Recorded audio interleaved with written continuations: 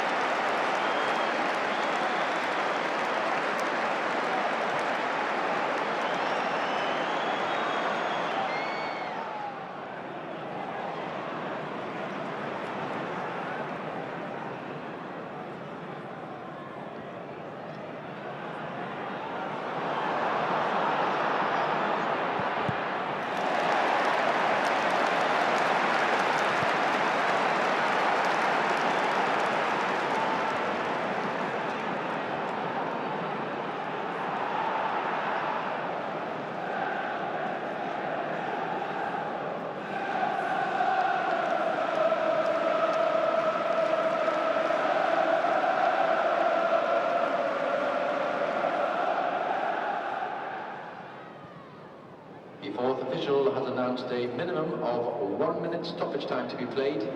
1 minute.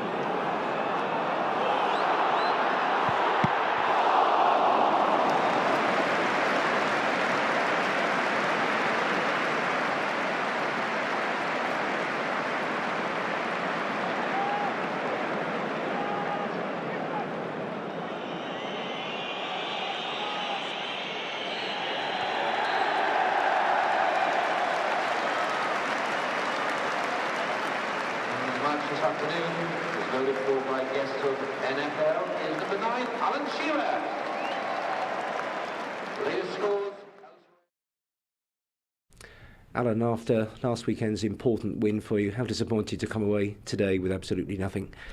Well, we are disappointed. I mean, some people have said perhaps we may have got a point out of that, but I think we need to do a little bit more if we was going to do that. And, you know, after last week, it's a case of, you know, one step forward and another step backwards.